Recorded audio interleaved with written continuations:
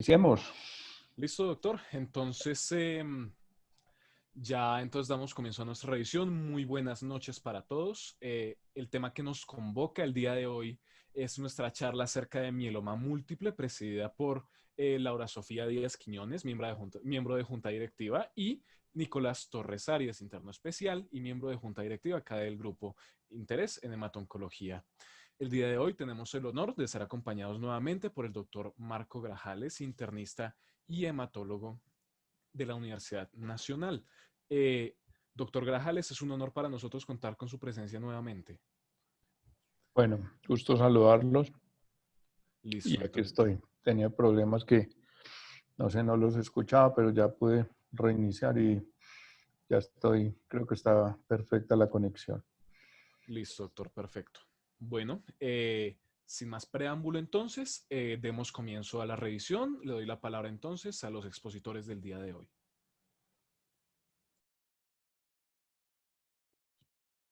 Buenos días para todos. Bueno, el día de hoy vamos a tratar un poco de mieloma múltiple. Es un tema un poco complejo, pero el objetivo de la charla, que como la hemos diseñado, es tratar de plasmar los conceptos más importantes, especialmente para nosotros como estudiantes de pregrado, en el momento de pensar y abordar una sospecha de un paciente con este tipo de enfermedades. Siguiente, por favor.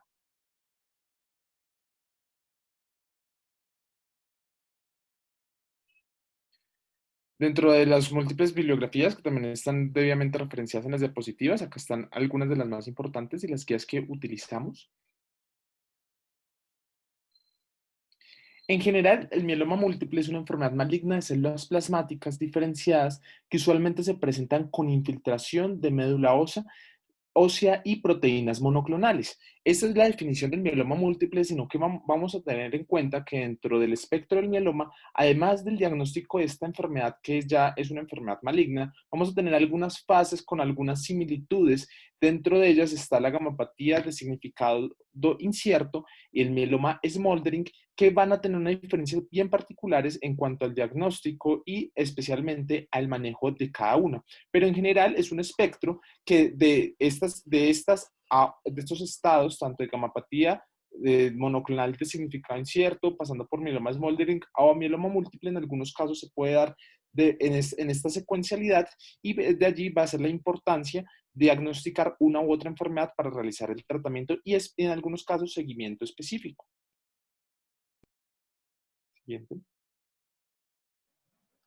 Bueno, ahora para hablar de la epidemiología del mieloma múltiple, las estadísticas a nivel global muestran que el mieloma múltiple es una enfermedad que representa aproximadamente el 1% de todos los casos de cáncer en el mundo, siendo el 10% de las neoplasias hematológicas. En Estados Unidos se estima que para el año 2020 se van a presentar o se van a diagnosticar 32.270 nuevos casos de mieloma múltiple, siendo este un porcentaje de 1.8% de todos los casos nuevos de cáncer.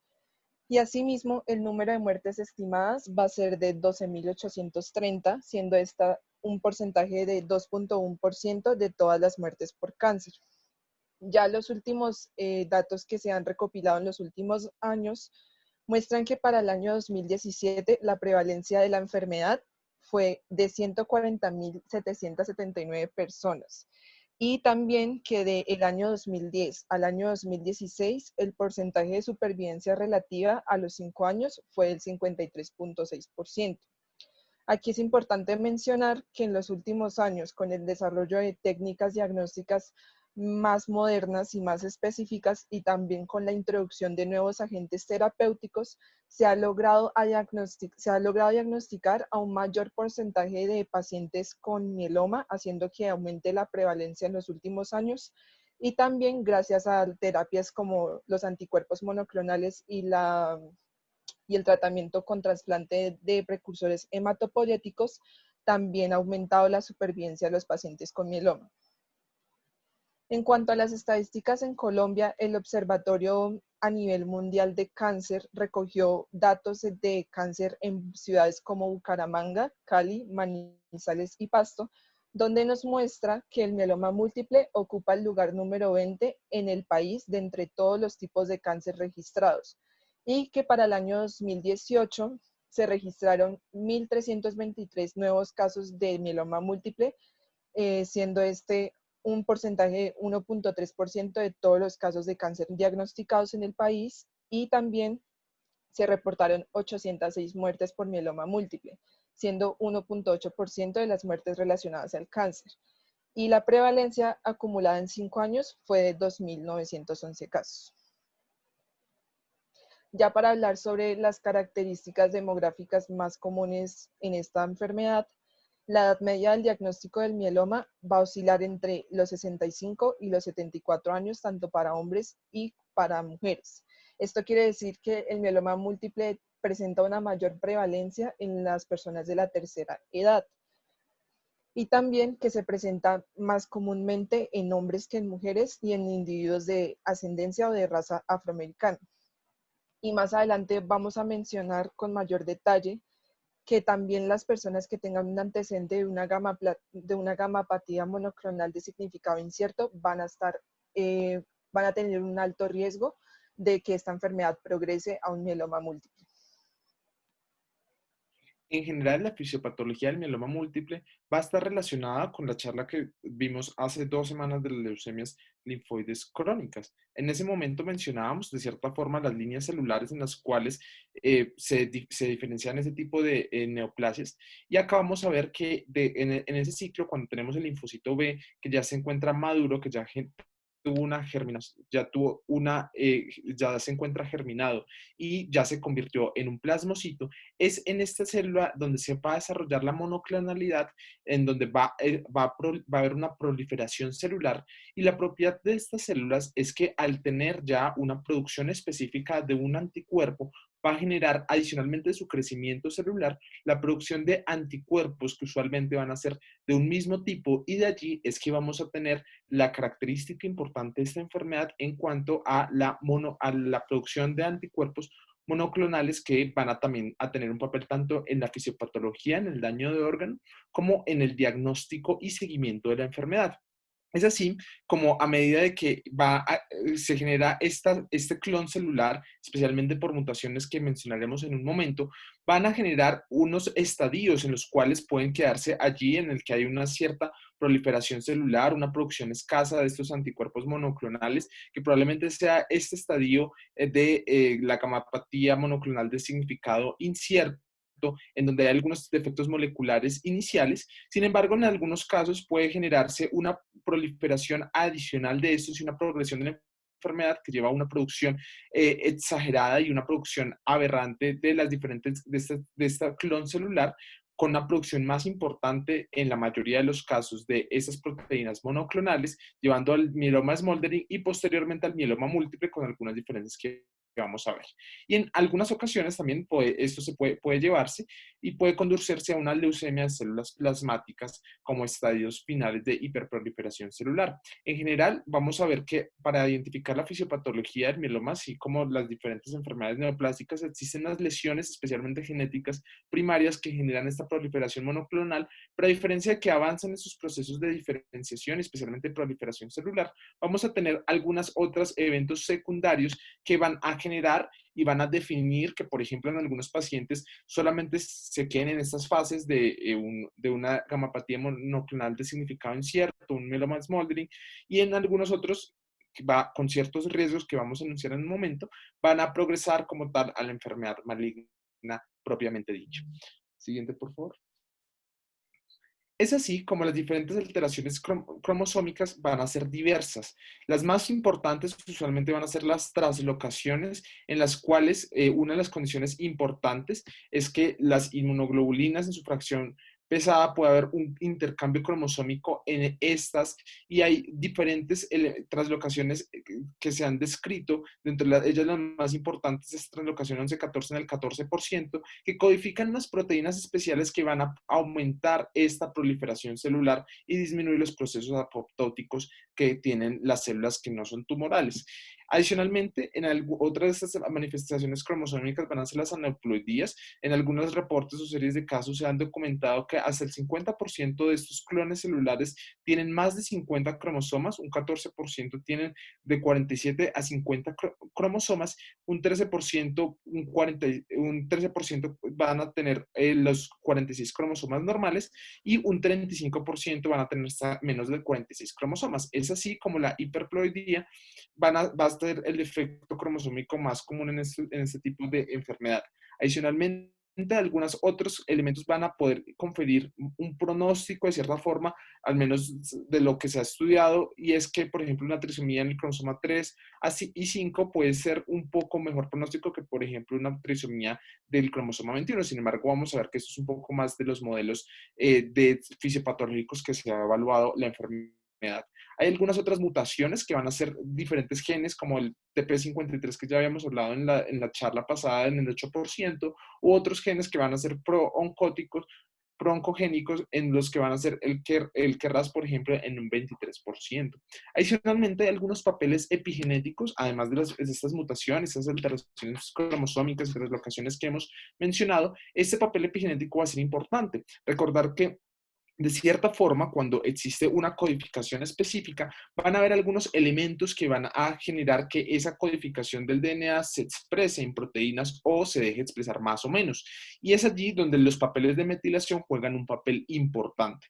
En algunos estudios se han mostrado la cantidad o la diferencia de los diferentes, por ejemplo, estadios de estas enfermedades, por ejemplo, en la gamapatía de significado incierto, vamos a tener que las áreas de hipermetilación van a ser muy similares al mieloma múltiple. Sin embargo, vemos que hay algunas diferencias, por ejemplo, en zonas de hipometilación, en las cuales esas zonas están más asociadas con el mieloma múltiple que con esta gamapatía monoclonal de significado incierto. Y es de allí que se ha visto que inclusive algunos episodios epigenéticos pueden estar asociados con la progresión o no de estos estadios premalignos. Adicionalmente, otros elementos importantes van a ser los microRNA, que también son algunos elementos que se han estudiado como factores epigenéticos, que pueden activar genes que usualmente, por ejemplo, generan de forma fisiológica inhibiciones de la proliferación celular, por ejemplo, el SOX1, que usualmente en condiciones fisiológicas, por ejemplo, inhiben los receptores o inhiben la vía de señalización de las llanosquinasas, que al estar, por ejemplo, inhibido por estos tipos de microRNA, pues genera un aumento de la proliferación por este mecanismo. Nuevamente, existen diferentes mecanismos en un mismo tipo de linfoma que lleva a esta proliferación celular descontrolada. Siguiente, por favor.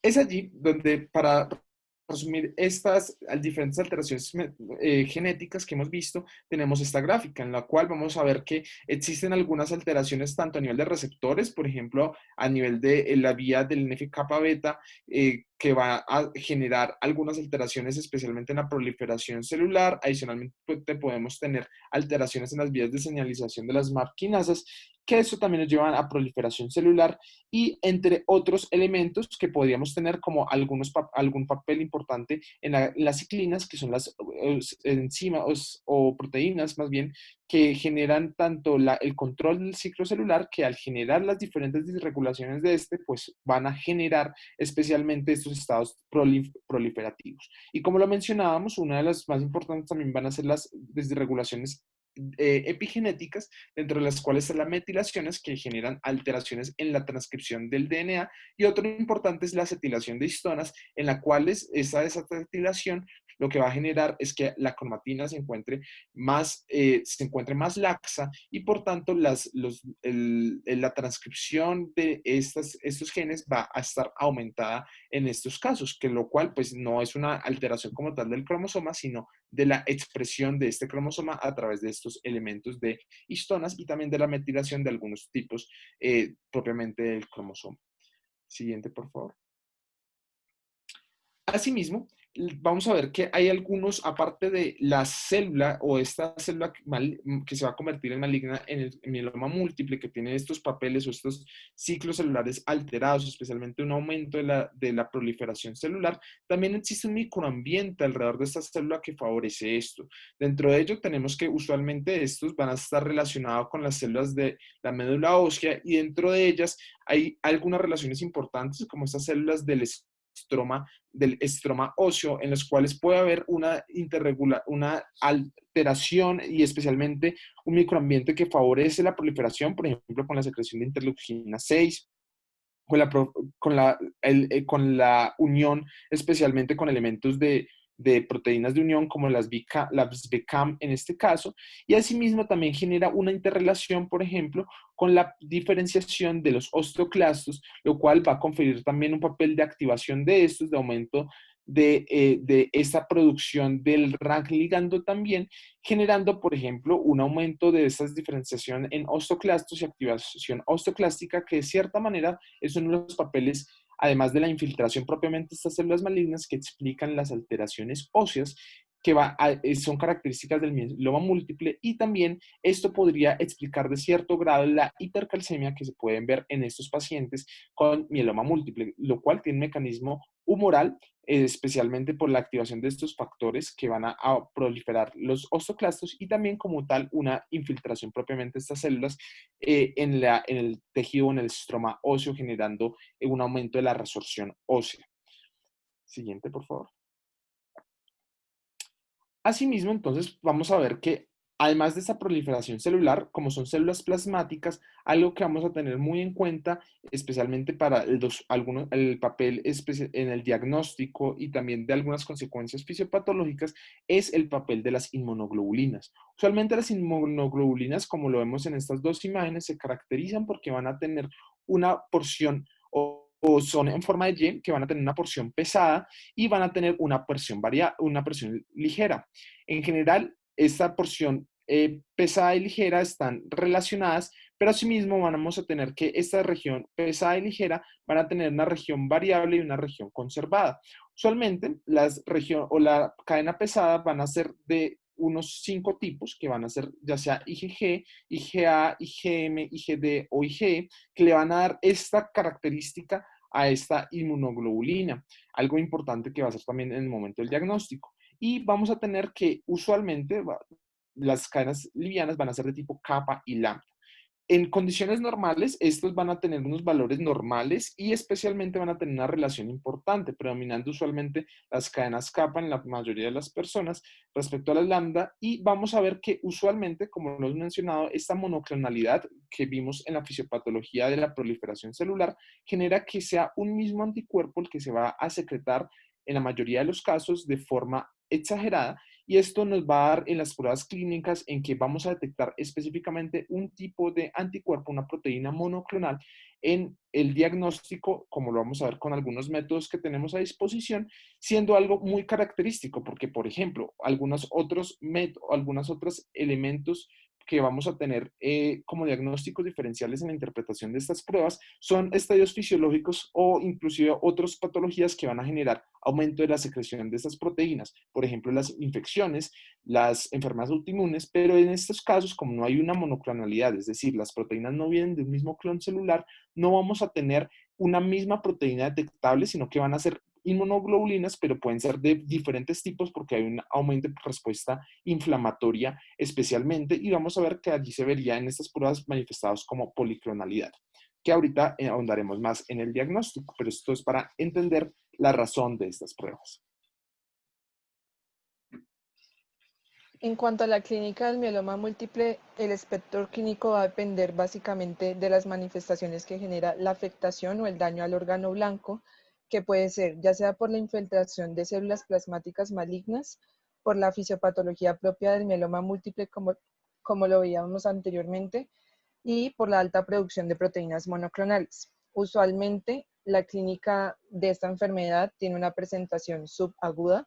Sin embargo, hay casos específicos que tienen una presentación aguda y que requieren de una intervención inmediata, como lo es el síndrome de compresión medular, la falla renal y el síndrome de hiperviscosidad. Lo vamos a tratar más adelante, pero el acrónimo CRAB es un término o es un conjunto de criterios que nos ayuda a determinar la presencia o no de daño a órgano blanco. Y básicamente nos va a hablar de la presencia de hipercalcemia, de la presencia de lesiones osteolíticas, de la anemia y del compromiso renal. En cuanto a la anemia, es el síntoma más común en la presentación, en el momento de presentación en los pacientes con mieloma múltiple. Suele ser una anemia normocítica normocrómica que se da principalmente debido al reemplazo de las células plasmáticas clonales en la médula ósea o también por una deficiencia relativa de eritropoyetina que va a afectar la eritropoyesis debido a la afectación renal. Esto nos va a generar síntomas como fatiga, palidez, astenia y ainamia. Por otra parte, el dolor óseo, como vimos anteriormente en la fisiopatología, el mieloma múltiple está caracterizado por la presencia de una enfermedad ósea osteolítica que básicamente es el hallazgo de lesiones líticas o en algunos casos fracturas patológicas. El dolor óseo que se presenta en esta enfermedad va a ser de predominio en el esqueleto axial, es decir, columna, hombros, cuello, pelvis y cadera. Va a estar exacerbado por el movimiento y se puede presentar una intensidad leve a moderada.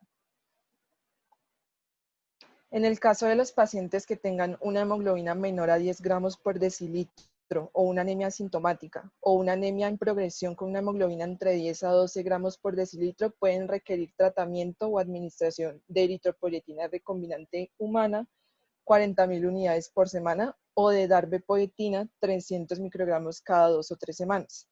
Si observamos que durante 8 semanas no hay una respuesta adecuada, es decir, un aumento de la hemoglobina mayor o igual a 2 gramos por decilitro, suspendemos el medicamento. Y de igual forma, si observamos que nos fuimos hacia el otro extremo y tenemos una hemoglobina que es mayor a 12 gramos por decilitro, también hay que desescalar la dosis y disminuirla en un 25%.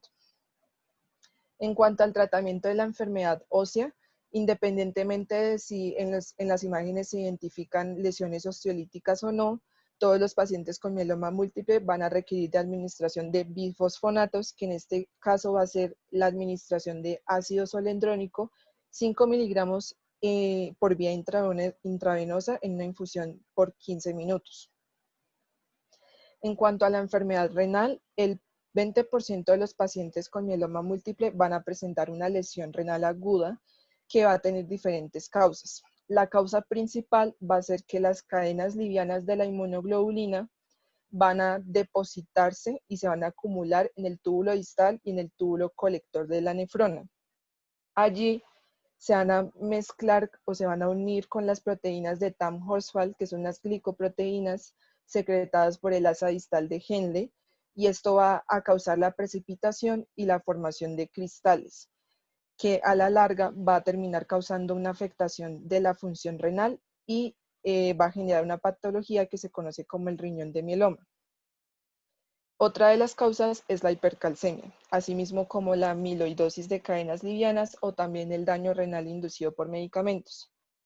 Esta lesión renal aguda requiere de un tratamiento que sea instaurado de manera urgente. Inicialmente tenemos que suspender todos los medicamentos que sean nefrotóxicos. Después tenemos que hidratar adecuadamente al paciente. En el caso de que tengamos una depresión de volumen, utilizamos líquidos como solución salina isotónica al 0.9%. Si no hay depresión de volumen, utilizamos solución salina isotónica al medio y se da una infusión de 100 a 150 milímetros por hora para lograr llegar a una meta de gasto urinario de 3 litros por kilo al día. En el caso de que tengamos hipercalcemia, hay que corregirla y tenemos que tener en cuenta que el tratamiento definitivo va a ser el tratamiento quimioterapéutico contra el mieloma múltiple. También se van a presentar alteraciones hidroelectrolíticas, como el síndrome de Fanconi, que también va a estar causado por el depósito de las cadenas livianas de la inmunoglobulina, pero en este caso ese depósito se va a dar en el túbulo proximal, donde las cadenas livianas se van a polimerizar y van a ser procesadas por el sistema lisosomal de las células epiteliales del túbulo proximal. Esto va a Disculpa, causar... te pregunto en la diapositiva anterior. Sí, Yo señor. creo que en esa, donde dice que una meta del gasto urinario de 3 litros por kilo por día. Yo creo que eso no es posible. Una persona de 50 kilos tendría que orinar en ese caso 150 litros diarios. Entonces es 3 litros por metro Por cuadrado metro por cuadrado, sí, día. doctor. Qué pena. Listo, sí, ¿Sí? señor. Ok, Listo. dale. Gracias, doctor. Entonces, como iba diciendo, luego de que esas cadenas livianas de inmunoglobulina son procesadas por el sistema lisosomal de las células epiteliales del túbulo proximal, se van a formar cristales que a nivel intracelular, esto va a ser lo más característico de esta patología, y se va a manifestar como aminoaciduria, acidosis, fosfaturia y glucosuria. Por otro lado, tenemos la hipercalcemia que, como vimos en la fisiopatología, se va a deber a la dismineralización ósea y la vamos a definir como un nivel de calcio sérico mayor o igual a 11 miligramos por decilitro. Y en este caso hay que realizar una corrección del calcio según la albúmina. La fórmula va a ser, el resultado del calcio corregido va a ser 0,8 por 4 más la albúmina. La hipercalcemia nos puede generar una gran variedad de síntomas que van desde poliuria, polidipsia, deshidratación, constipación intestinal, arritmias cardíacas, debilidad muscular y también alteraciones en el estado de conciencia. Por último, tenemos las alteraciones neurológicas que, por ejemplo, cuando tenemos presencia de un plasmocitoma extramedular o un fragmento óseo debido a una fractura patológica, puede generarme compresión extrínseca de la médula espinal, que como vimos en las revisiones pasadas, es una urgencia oncológica y se puede manifestar como dolor lumbar asociado a debilidad o parestesias de los miembros inferiores y también disfunción autonómica. Asimismo, también por compresión extrínseca se puede generar radiculopatía. Otra cosa que tenemos es el síndrome de hiperviscosidad que se da por la ¿Puedes alta producción. mostrarme brevemente la fórmula del calcio corregido? Sí, señor. Donde dice 4 más albúmina es 4 menos albúmina. Ah, ok, doctor. Listo. Entonces, el síndrome de hiperviscosidad también es una urgencia oncológica y se puede manifestar como sangrado oronasal, visión borrosa, confusión y falla cardíaca. El tratamiento sintomático en el momento va a ser la plasmaféresis, sin embargo, el tratamiento definitivo va a ser el tratamiento quimioterapéutico contra el mieloma múltiple. Y por último tenemos la neuropatía periférica, que se puede dar ya sea por una amiloidosis de cadenas livianas o también, como vamos a ver más adelante, por la administración de bortezomib.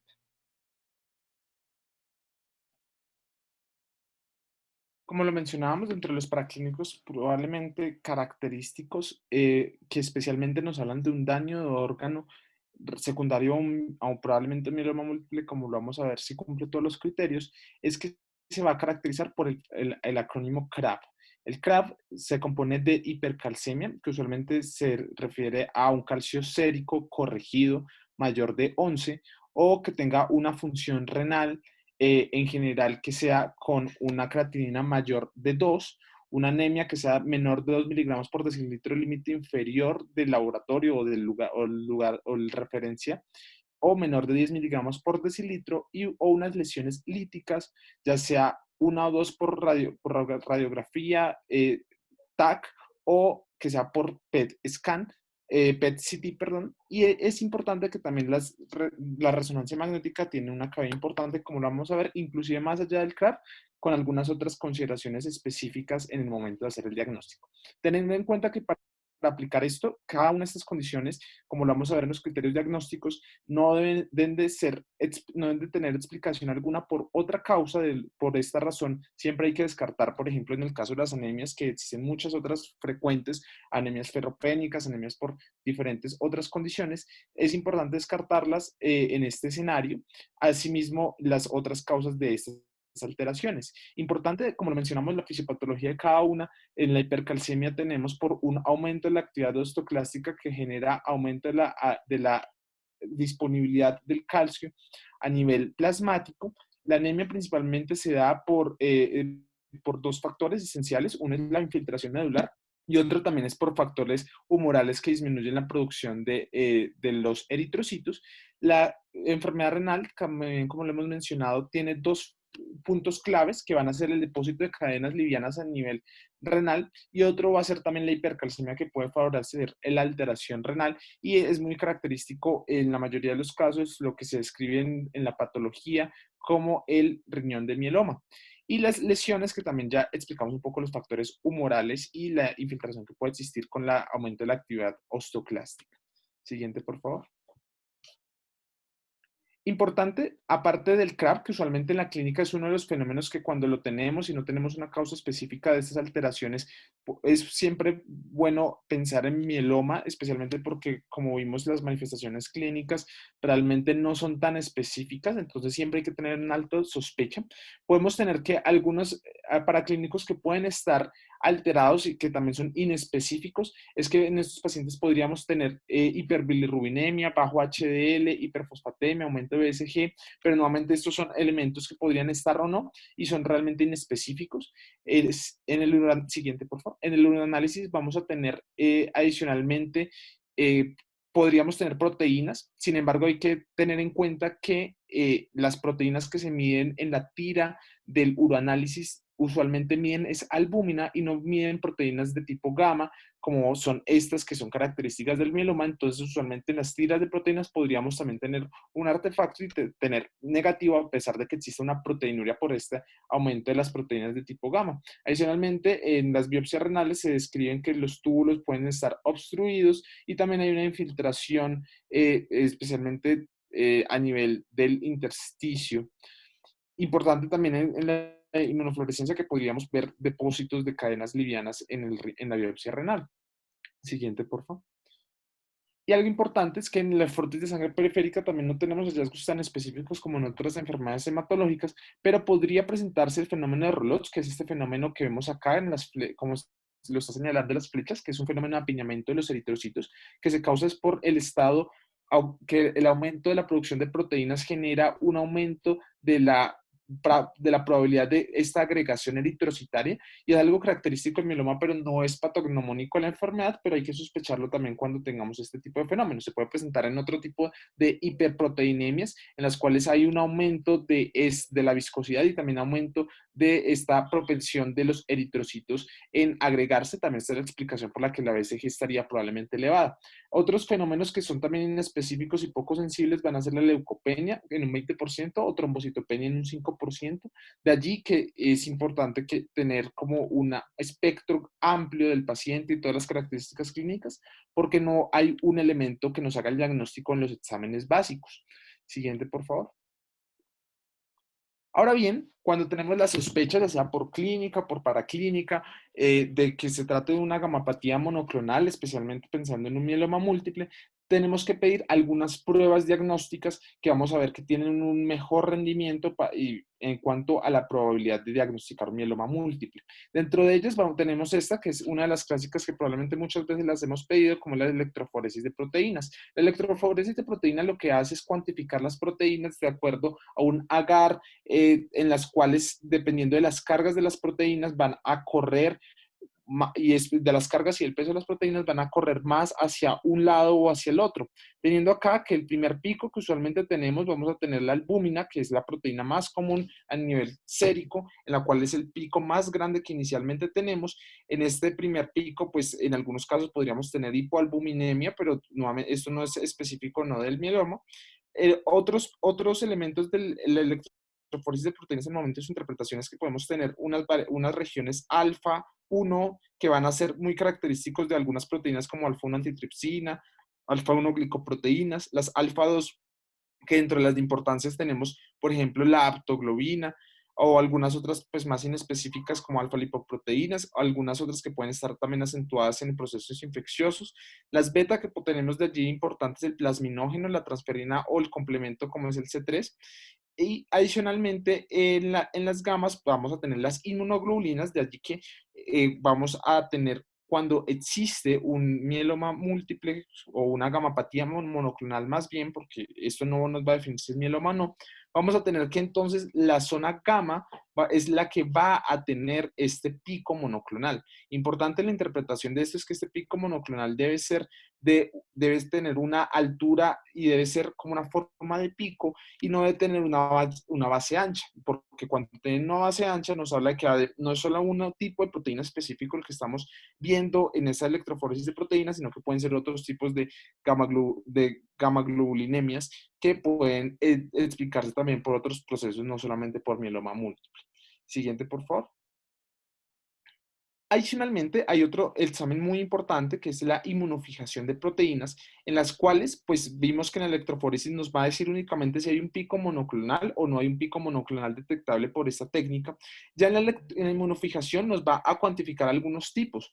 Nos va a decir primero, va a mirar si tiene una fracción pesada o la cuantificación de esas fracciones pesadas que ya hablamos, que son de tipo GAM principalmente, y vamos a tener una cuantificación también de esas cadenas livianas que van a ser la kappa y la lambda. Usualmente, cuando tenemos un aumento o una gamapatía monoclonal por mieloma múltiple o por las otras condiciones que ya hemos también mencionado, vamos a tener que hay un aumento específicamente de un tipo de inmunoglobulina. Es decir, que tendríamos un aumento, ya sea de por ejemplo, de una proteína G y una proteína kappa, por ejemplo, como se ve acá, y es allí donde podríamos ver de cierta forma que existe una preponderancia de un tipo de inmunoglobulina respecto a las demás.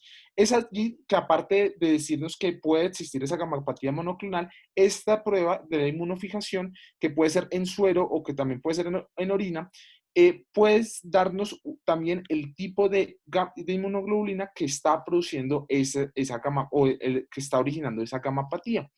Siguiente, por favor. Ahora bien, la pregunta también que nos hemos hecho muchas veces, al menos cuando tenemos una sospecha de mieloma, es qué pruebas pedir y qué tan seguro estoy de que sea o no sea mieloma con estas pruebas. Usualmente la electroforesis de proteínas en suero nos puede ofrecer una sensibilidad de un 80% para gamatopatías monoclonales. Eso es importante porque solo con una electroforesis de proteínas vamos a tener que hasta en un 20% de pacientes con gamapatía monoclonal, ahorita veremos que hay algunos tipos de mieloma sin gamapatía, no van a tener la enfermedad a pesar de que no exista el diagnóstico a través de la electroforesis. Sin embargo, si le añadimos a la electroforesis de proteínas una inmunofijación en suero, la sensibilidad nos puede alcanzar hasta un 90% y adicionalmente hay una prueba que esa es una prueba cuantitativa en la cual podemos medir las cadenas livianas en suero, que es las cadenas kappa y las lambda, y de acuerdo a la relación de estas, nuevamente, si existe una relación alterada, ahorita vamos a ver que en los criterios va a ser una relación mayor de 100 entre cadena afectada y cadena no afectada, vamos a tener que estamos también hablando probablemente de una gamapatía monoclonal, que cuando le sumamos la electroforesis, la inmunofijación o las cadenas livianas, que también tenemos otra opción y es la medición, ya sea de electroforesis o inmunofijación en orina, podemos alcanzar una sensibilidad de hasta el 97% para gamapatías monoclonales. Importante es que nuevamente hay mielomas que no son secretores, que son oligosecretores, es decir, no secretan una cantidad importante de proteínas, o inclusive tenemos mielomas no secretores, como vamos a hablar posteriormente, y por lo tanto tampoco una prueba negativa de estas o varias negativas de estas nos excluye. Entonces, en algunas sospechas clínicas muy altas, tendríamos que hacer estudios adicionales. Siguiente, por favor. Ahora bien, entonces, ya si tuviéramos una gamapatía monoclonal o cuando tenemos una alta sospecha, especialmente por las lesiones características, por las características clínicas que no nos los explican otras enfermedades y pensamos que sí puede ser un mieloma, en esas circunstancias, pero en la mayoría cuando tenemos una gamapatía monoclonal, el siguiente paso es una médula ósea. En la médula ósea lo más importante es la cuantificación de plasmocitos. Los plasmocitos usualmente tienen este núcleo basófilo que va a ser periférico, grande, que va a ser inclusive más grande que el espacio citoplasmático, y es allí la cuantificación y el porcentaje de esto es lo que se va a tener en cuenta para los criterios diagnósticos. Siguiente, por favor.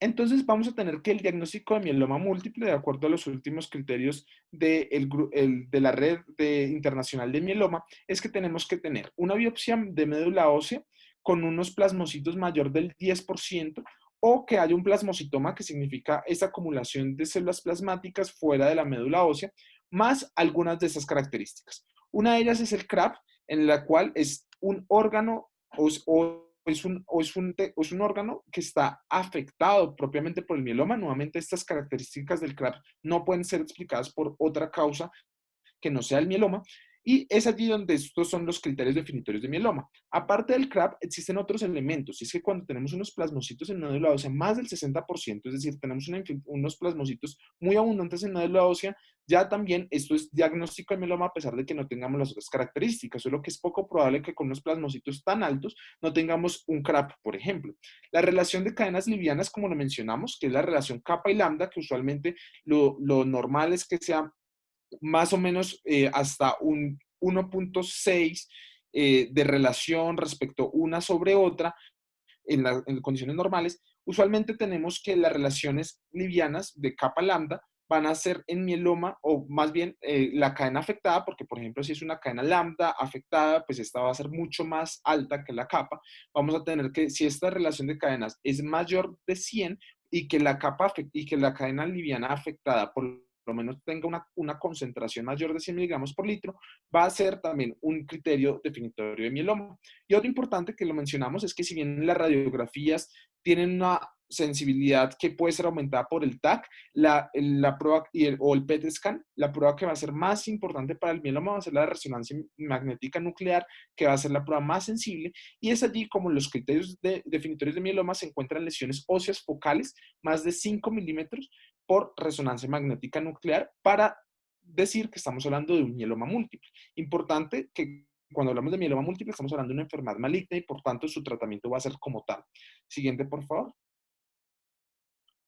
Ahora bien, los otros aspectos de la enfermedad, vamos a hacer el mieloma smoldering, que es el paso intermedio entre una gamapatía de significado incierto a un mieloma múltiple, y en este tenemos dos criterios importantes. Uno es que tengamos esa proteína monoclonal, ya sea IgG o IgM, más de 30 gramos por litro, o tengamos urinario más de 500 miligramos en 24 horas, o que tengamos el criterio de la médula ósea de las células plasmáticas de entre 10 a un 60% sin otros hallazgos. Importante es que para el diagnóstico del mieloma smoldering acá no tenemos CRAB, no tenemos un daño de órganos, sino que tenemos probablemente una condición que nos está hablando de que si tenemos esta gamapatía monoclonal de una forma muy significativa, unas células plasmáticas ya casi criterio definitorio de mieloma, que es entre un 10 y un 60%, pero aún no tenemos esos criterios definitorios de mieloma que mencionamos anteriormente, o en algunos, o también que hayamos excluido que no tengan criterios de amiloidosis.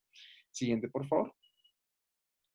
Ahora bien, la otra, que esta sí es la entidad premaligna en la cual hablamos de la gamapatía monoclonal de significado incierto, debemos de tener la proteína monoclonal que hablamos, IgG o IgM menor de 30 gramos por litro, que acá en las mediciones que usualmente decimos acá es menos de 3, pues por las cantidades o las unidades, y las células plasmáticas en médula ósea sean menores del 10%. Es decir, tenemos una gamapatía monoclonal, pero sin criterios de smoldering y mucho menos de mieloma, porque tampoco vamos a tener ni CRAB o criterios de amiloidosis. De allí que es una gamapatía en que no tenemos un daño de órgano como tal, pero ahorita veremos que existe un riesgo de que pueda evolucionar ya sea un mieloma smoldering o a un mieloma múltiple. Y finalmente, para los criterios diagnósticos, antes de pasar al tratamiento, vamos a tener de que no todo mieloma genera gamapatías monoclonales. Existen mielomas oligosecretores que pueden ser entre un 5 al 10% de todos los mielomas, en las cuales las proteínas de mieloma en el suero es menor de 1 gramo por decilitro y en orina es menor de 200 miligramos en 24 horas. Adicionalmente tenemos el no secretor, que pueden ser de 2 características, que definitivamente no secrete nada, es decir, que si yo le pongo unas tinciones para identificar si existen en sus membranas plasmáticas algunas proteínas monoclonales que no están secretando activamente, pero están, podríamos identificarlo por este método, o inclusive podríamos no tener y no generar en lo absoluto nada de secreción de estas proteínas monoclonales. Y otro es el plasmocitoma solitario, que es aquel que tiene una biopsia con plasmocitos mononucleares extramedulares, pero no tenemos lesiones óseas, no hay CRAB y como tal es un plasmocitoma que no está asociado con una gamapatía, es decir, no está produciendo unas proteínas monoclonales de forma activa ni está generando un daño específico del órgano. Importante con este no secretor y este oligosecretor es que como no existe un aumento de la proliferación significativa de estas proteínas monoclonales, en estos pacientes usualmente no tenemos el daño renal característico del mieloma múltiple, usualmente dependiendo de la infiltración que haya a nivel medular, puede o no existir la hipercalcemia y la anemia, pero pues en general puede comportarse así, o en algunos casos podríamos tener solo las lesiones óseas características de mieloma, que pues allí el diagnóstico es más difícil porque las pruebas diagnósticas como las electroforesis de proteína, la inmunofijación, nos van a salir probablemente negativas y allí el diagnóstico y el seguimiento inclusive tendría que ser con biopsia de médula ósea. Siguiente. Ahora, para evaluar el riesgo de progresión de una gamapatía monoclonal de significado desierto a un mieloma múltiple, se han determinado ciertos factores de riesgo por parte de la Clínica Mayo, que son un nivel de proteínas M mayor a 1.5 gramos por decilitro, que no sea de subtipo IgG, es decir, que sea ya sea IgA o IgM, que la razón entre las cadenas livianas libres sea entre 0, sea menor a 0.6 o mayor a 1.65. Y a partir de estos factores vamos a clasificar el riesgo dependiendo del número de factores que tenga ese paciente, siendo que si el paciente no tiene ninguno de estos factores que acabo de mencionar, el riesgo va a ser bajo y el riesgo de progresión a 20 años va a ser del 5%. Si tiene un factor de riesgo, va a estar clasificado dentro de un riesgo bajo a intermedio y el riesgo de progresión en 20 años va a ser del 21%. Si tiene 2 factores, va a ser un riesgo alto intermedio con un riesgo de progresión del 37% y finalmente la gamapatía monoclonal con 3 factores de riesgo va a clasificarse como un riesgo alto y el riesgo de progresión a 20 años va a ser de 58%. Ahora, a partir de esta clasificación es que nos vamos a guiar en el seguimiento de estos pacientes. A los pacientes que tengan un riesgo bajo, vamos a hacerle seguimiento 6 meses después del diagnóstico inicial con exámenes como hemograma, electroforesis de proteínas séricas, un coeficiente de cadenas livianas libres, creatinina sérica y el calcio sérico. Si estos exámenes están estables, podemos aplazar el seguimiento a una vez al año o cada 2 años. O otra literatura habla de que si el paciente no presenta síntomas de progresión, no se debería realizar seguimiento. Por otra parte, en los pacientes que tengan un riesgo intermedio a un riesgo alto, de igual forma, hacemos el seguimiento a los 6 meses con estos mismos exámenes y si estos son estables, el seguimiento ya se hace una vez al año, pero requiere que sea de por vida. En cuanto al riesgo de progresión de un mieloma smoldering a mieloma múltiple, los factores de riesgo que definió la Clínica Mayo van a ser una cantidad de células plasmáticas clonales en médula ósea mayor al 10%, un nivel de proteína monoclonal mayor a 3 gramos por decilitro y un coeficiente de cadenas libres que sea de 0.126 a mayor a 8. Con respecto al también el número de factores de riesgo que presente el paciente, asimismo se va a definir el riesgo de progresión, siendo que aquí, como pueden observar en la gráfica que está a la izquierda de sus pantallas, en la línea más oscura observamos a los pacientes que tienen un factor de riesgo y el riesgo de progresión a 15 años va a ser del 50%. en la línea superior tenemos a los factores, a los pacientes que van a tener 2 factores de riesgo, y el riesgo de progresión a 15 años va a ser del 65%. Y finalmente, los pacientes que presenten los 3 factores de riesgo van a tener un riesgo de progresión que va a ser del 84%. Dependiendo también de estos factores, también lo podemos clasificar en alto riesgo, intermedio y bajo riesgo. Si el paciente presenta cualquiera de esos 3 factores, entonces lo clasificamos como un alto riesgo de progresión, un riesgo intermedio si tiene un factor y bajo riesgo si no tiene ninguno de los factores. A partir de esto también vamos a realizarle seguimiento a estos pacientes. Normalmente va a ser en un periodo más corto de tiempo a comparación de la gamapatía monoclonal de significado incierto. Se va a realizar de 2 a 3 meses después del diagnóstico inicial y tenemos que solicitar exámenes como cuadro hemático, electroforesis de proteína sérica, la medición del calcio sérico, la creatinina sérica. También tenemos que tener una biopsia de médula ósea basal y una resonancia magnética de pelvis y columna. Si ya los resultados de estos exámenes son estables, ya podemos repetir o hacer el seguimiento de cada 4 a 6 meses por un año. Y si nuevamente el paciente sigue estando en condición estable, tanto clínica como paraclínica, el seguimiento se realiza cada 6 a 12 meses. Finalmente, y algo que está muy controvertido en la literatura, es si estos pacientes requieren tratamiento o no.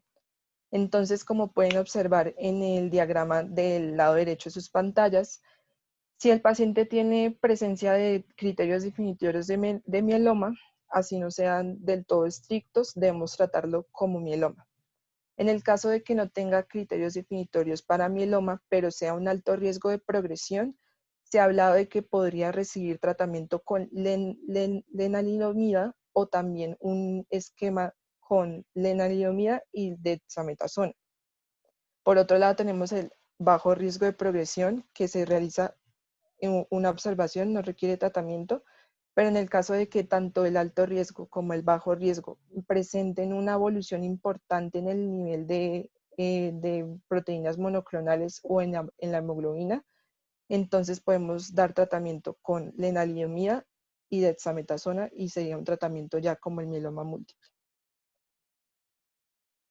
Hablando de los factores de pronóstico, como en todos los tipos de cáncer, va a estar definido por 4 factores principales. El primero es la estratificación del riesgo, que lo vamos a realizar con las escalas de Dury-Salmón y la escala ISS revisada. También vamos a tener factores de paciente donde las características más importantes van a ser la edad del paciente, el estado de funcionalidad y las comorbilidades asociadas.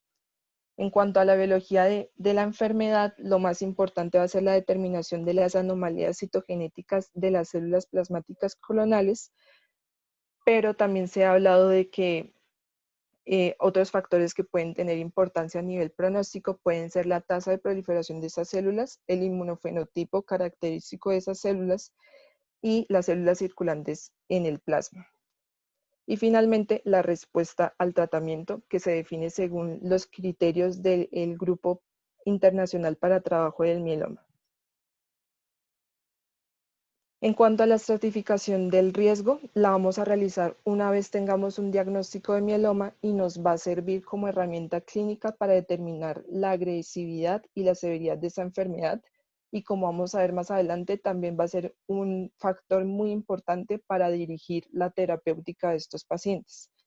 El primer sistema que tenemos es el sistema de Dury-Salmón, que se va a basar en la determinación de la carga tumoral más la definición de daño a órgano blanco. Entonces esto nos lo va a dividir en 3 estadios. El primer estadio es el caso en el que tengamos un porcentaje bajo de masa tumoral y la hemoglobina sea mayor a 10 gramos sobre decilitro, que tanto tengamos unos valores normales de inmunoglobulina G y inmunoglobulina A, que el calcio sérico sea normal, que la excreción de proteínas monoclonales a nivel urinario sea menor a 4 gramos por decilitro y que no haya hallazgo de lesiones líticas. Ya en el estadio 3 vamos a tener que hay una importante carga tumoral y que se tiene que cumplir alguno de los siguientes criterios, donde ya vamos a ver que va a haber compromiso o daño a órgano blanco. Entonces vamos a tener una hemoglobina que sea menor a 8.5 gramos por decilitro, es decir, ya en grado de anemia, una IgG sérica mayor a 7 gramos por decilitro, una IgA sérica mayor a 5 gramos por decilitro, el calcio sérico corregido mayor a 12 miligramos por decilitro y que tengamos un nivel de proteínas monoclonales a nivel urinario mayor a 12 gramos en el día y hallazgo de lesiones líticas óseas avanzadas. Y el estadio 3 puede subclasificarse en A o en B, dependiendo del valor de la creatinina sérica. Siendo A, si tenemos una creatinina sérica que es menor a 2 miligramos por decilitro, y siendo B, si tenemos una creatinina sérica mayor a 12 miligramos por decilitro. Y finalmente, el estadio 2 es un estadio intermedio que no cumple criterios ni para el estadio 1 ni para el estadio 3. Por otro lado, la escala del Sistema Internacional de Estratificación revisada nos va a clasificar el riesgo de progresión del mieloma dependiendo de la medición de la beta-2 microglobulina, de la albúmina sérica y de la LDH y de la determinación de la deshidrogenasa láctica y de la determinación de anomalías citogenéticas de riesgo importante de progresión. Siendo esto así, también lo va a dividir o lo va a clasificar en 3 estadios. El estadio 1 es el que cumpla con todos los siguientes criterios: que la albúmina sérica sea mayor a 3.5 gramos por decilitro, que la beta-2 microglobulina sérica sea menor a 3.5 miligramos por litro, que no presentemos anomalías citogenéticas de alto riesgo y un nivel de lactato de deshidrogenasa láctica, de lactato deshidrogenasa normal. En el estadio 3 tenemos que se tiene que cumplir que el nivel de beta-2 microglobulina sea mayor a 5.5 miligramos sobre litro y que presentemos alguna anomalía citogenética de alto riesgo, como pueden ser la translocación 414, la translocación 1416 o la lesión del brazo corto del cromosoma 17 y un nivel elevado de lactato de deshidrogenasa. Y el estadio 2, al igual que en la clasificación anterior, es un estadio intermedio que no cumple criterios ni para el estadio 1 ni para el estadio 3. Entonces, es importante tener en cuenta que a nivel clínico, la escala de preferencia va a ser la del ISSR. Esto debido a que, a pesar de que la escala de Uri-Salmón nos habla de carga tumoral, no tiene tanta importancia pronóstica porque tenemos que es una medida más que todo operador dependiente y por lo tanto no nos va a ofrecer una clasificación objetiva. Mientras que los estudios han demostrado que la ISS revisada tiene mayor importancia pronóstica a nivel clínico. Ya para hablar de los factores del paciente, tenemos que los más importantes van a ser la edad mayor a 70 años, un desempeño funcional bajo determinado por escalas de funcionalidad como la de Koch y la de Karnofsky, y comorbilidades que puedan dificultar o que puedan empeorar la capacidad del paciente para soportar el tratamiento. Estos factores se han relacionado con una supervivencia global inferior, con una supervivencia libre de progresión más corta y con poca adherencia al tratamiento. Entonces aquí, como pueden observar al lado derecho de sus pantallas, les puse la escala ECOG, que lo que hace es evaluar la funcionalidad de los pacientes oncológicos dependiendo básicamente de la deambulación o de la capacidad que tiene el paciente para desarrollar actividades. Siendo 0, que es totalmente activo y no tiene ninguna restricción, hasta 4, que es totalmente incapacitado, no puede cuidarse de sí mismo y está totalmente postrado en cama. y el 5 es ya el paciente que ha fallecido. Esta escala nos ha servido para determinar la funcionalidad en los pacientes con cáncer y es un importante factor pronóstico, como vamos a mencionar más adelante, tanto para definir la elegibilidad de qué pacientes son aptos para trasplante de precursores hematopoyéticos como los que no. En cuanto a las características biológicas de la enfermedad, tenemos que el factor de importancia pronóstica principal va a ser la determinación de anomalías citogenéticas a través de la técnica de hibridación por inmunofluorescencia in situ de las células en la médula ósea. Esto nos va a ayudar a guiar la terapéutica y todo el tratamiento y nos puede clasificar el mieloma múltiple en riesgo estándar o en riesgo alto. En el riesgo estándar vamos a tener las translocaciones de la cadena pesada de la hemoglobina, la translocación 11-14 y la translocación 6-14. En riesgo alto vamos a tener la lesión del brazo corto del cromosoma 17, la amplificación del brazo largo del cromosoma 1 y translocaciones como la 14-16 y la 4-14. Sin embargo, aquí es importante tener en cuenta que el riesgo que nos confería la translocación 4-14 se ha podido superar con la introducción del bortezomib, trasladando esta translocación hacia un riesgo intermedio. Ya para hablar del tratamiento, es importante tener en cuenta que el objetivo del tratamiento en el mieloma múltiple es llevar a los pacientes a remisión completa. Más adelante les voy a explicar cuáles son los criterios para determinar la remisión completa. Pero inicialmente lo que tenemos que determinar antes de iniciar un tratamiento es confirmar que el paciente cumpla los criterios definitorios para el diagnóstico de mieloma múltiple. Segundo, y una de las cosas más importantes, va a ser determinar si el paciente es apto o no para un trasplante de precursores hematopoyéticos. Ya una vez hemos determinado esto y también se ha realizado la estratificación del riesgo, podemos comenzar con la terapia inicial del mieloma, que se va a basar en una terapia de inducción. Después de que se realiza esta terapia de inducción, tenemos dos opciones. Si el paciente es apto para trasplante de precursores hematopoyéticos, y más adelante les voy a explicar, si es de alto riesgo, podemos optar por una estrategia de trasplante temprana en el que en ese momento, cuando ya se ha completado la inducción, tenemos que realizar la recolección y la preservación de las células de la médula ósea de ese paciente y después de eso realizar el trasplante y se continuaría con una terapia de mantenimiento. Pero en el caso de que optemos por una estrategia de trasplante tardía, habría que recolectar las células después de la inducción y continuar con la misma terapia.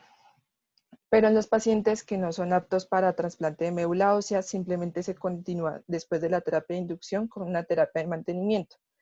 Y al terminar cada ciclo y antes de empezar un nuevo ciclo, tenemos que evaluar la respuesta del paciente a ese tratamiento.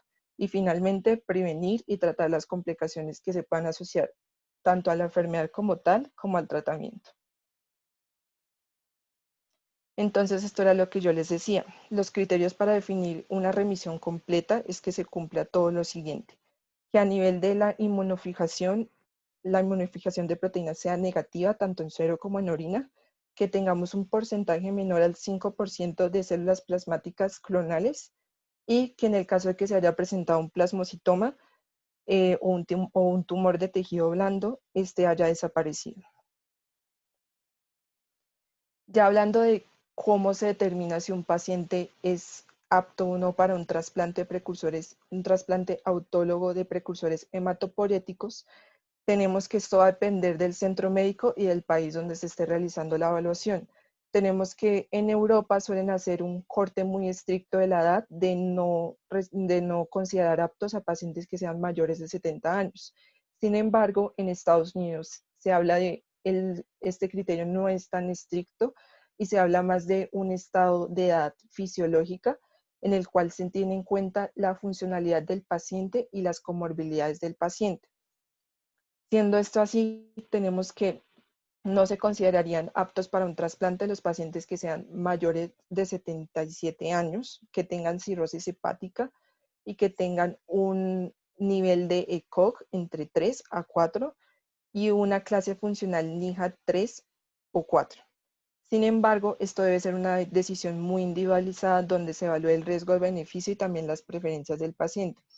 También hay que tener en cuenta que algunas aseguradoras de salud no autorizan la recolección y la criopreservación de las células para trasplantes si no se va a realizar inmediatamente el trasplante de médula ósea. Entonces también hay que tener en cuenta sus trámites administrativos, también hay que tener en cuenta la presencia o no de anomalías citogenéticas de alto riesgo, la respuesta que haya tenido el paciente frente a la inducción y pues este criterio principal es lo que nos va a guiar cómo va a ser el tratamiento quimioterapéutico. Entonces tenemos que en los pacientes que sí sean aptos para un trasplante de médula ósea, lo vamos a determinar, la elección entre un régimen de quimioterapia o el otro va a depender de si se clasificó como un riesgo estándar o como un riesgo alto. Entonces lo primero que tenemos que hacer es estratificar el riesgo. Lo segundo es que vamos a comenzar una terapia de inducción que en los pacientes clasificados como un riesgo estándar se ha preferido en la práctica clínica un régimen de quimioterapia que consiste en bortezomib, lenalidomida y dexametasona, usualmente de 3 a 4 ciclos. Después, cuando termina la inducción, vamos a lo que les decía anteriormente, y es si vamos a escoger una estrategia de trasplante temprano o tardío. Usualmente en los pacientes de riesgo estándar se suele escoger la tardía y en los pacientes de riesgo alto se suele escoger la estrategia temprana. Pero en el caso de que tengamos de una vez se realice el trasplante, en este punto de la terapia hay que realizar la recolección de las células de la médula ósea, criopreservarlas. Cuando ya el paciente sea sometido al trasplante, se debe continuar una terapia de mantenimiento con lenalidomida por al menos 2 años o hasta que la enfermedad presente algún signo de progresión. En el caso de que nos guiemos por la estrategia de trasplante tardía, de igual forma tenemos que recolectar las células y después continuar con el ciclo anterior que llevábamos hasta completar en total 8 a 12 ciclos. Y después hacer la terapia de mantenimiento con lenalidomida. En el caso de los pacientes que se clasifican como un alto riesgo, se suele preferir también el régimen quimioterapéutico para los de riesgo estándar, pero también ha demostrado buenos resultados la introducción de un cuarto medicamento, que es el daratumumab, que también se continúa por 3 a 4 ciclos y en los pacientes de alto riesgo se prefiere la estrategia de trasplante temprana y continuar la terapia de mantenimiento con bortezomib también por al menos 2 a 4, por lo menos 2 años.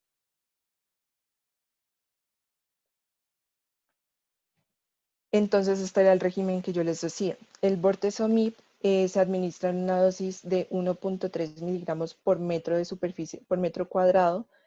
Se prefiere la administración subcutánea, como les voy a mencionar más adelante. Se administra los días, el primer día, el día número 8 del ciclo y el día número 15 del ciclo. La lenalidomida se administra en una dosis de 25 miligramos por vía oral en los días 1 al 14 y la dexametasona se administra en 20 miligramos por vía oral el día que se administra el bortezomib y el día después del bortezomib.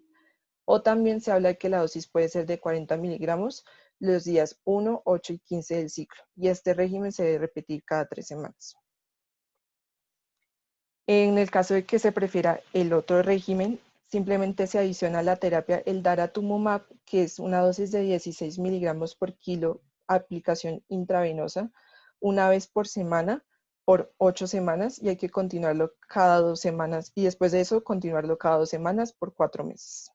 El resto del régimen sí se debe repetir cada 3 semanas. Algunas consideraciones que hay que tener con la administración de estos medicamentos es que los inhibidores del proteasoma como el bortezomib tienden a aumentar el riesgo de infección por microorganismos oportunistas y hay que administrarles a estos pacientes profilaxis. En el caso de la profilaxis contra el virus del herpes zóster, hay que administrar aciclovir 400 miligramos por vía oral 2 veces al día. Y en algunos casos también trimetoprim sulfametosazol para profilaxis contra neumocistis jirovecii de los días lunes, miércoles y viernes. Y lo que les mencionaba anteriormente es que también hay que considerar que la administración de bortezomib conlleva un riesgo de presentar neuropatía periférica. Para mitigar este riesgo, se suele preferir la administración una vez por semana y por vía subcutánea. O también se pueden preferir regímenes quimioterapéuticos que no lleven bortezomib y en este caso se puede realizar únicamente lenalidomida, dexametasona y sustituir el bortezomib por daratumumab. En el caso de los inmunomoduladores como la lenalidomida, va a aumentar el riesgo de que los pacientes presenten tromboembolismo venoso y dependiendo de los factores de riesgo que presente este paciente, se suele preferir la profilaxis con aspirina o si ya tienen cuando son de riesgo bajo. Y cuando son de riesgo alto, se suele preferir la profilaxis con heparina de bajo peso molecular. Y otra cosa que toca tener en cuenta es que la lenalidomida va a estar contraindicada en los pacientes con falla renal aguda, por lo que en este caso se suele preferir un régimen que lleve bortezomib, ciclofosfamida y dexametasona. Ya para hablar de los pacientes que no sean elegibles para el trasplante, tenemos que en el riesgo estándar se suele utilizar el mismo régimen de quimioterapia, pero por 8 a 12 ciclos, y luego se termina con la terapia de mantenimiento con lenalidomida. O también se suele preferir la del daratumumab con la lenalidomida y la dexametasona hasta que la enfermedad presente signos de progresión.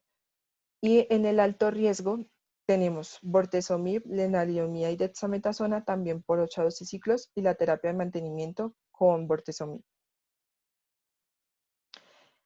Y esto era lo que teníamos y les queríamos también presentar un caso clínico en el que vamos a tratar de como de utilizar todos los conocimientos que aprendimos en esta charla y integrarlos en la análisis de este caso clínico.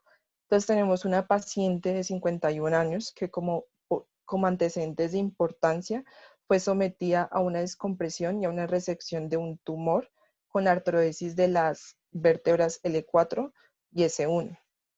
Otro antecedente exposicional de la paciente fue que tuvo que ser sometida a una radioterapia debido a un antecedente de un adenocarcinoma de cervix tipo mucinoso infiltrante y un carcinoma escamocelular in situ.